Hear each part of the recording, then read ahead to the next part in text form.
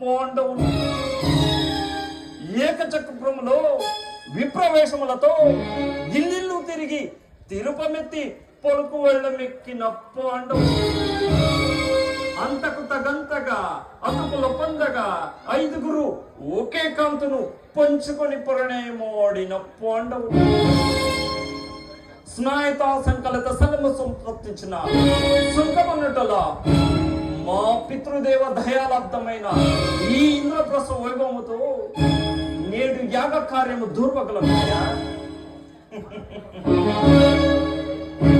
నరకలోకములోనున్న తమ తండ్రిని యమలోకము నుండి స్వర్గలోకము చేర్చుట దీని అంతర్యమట.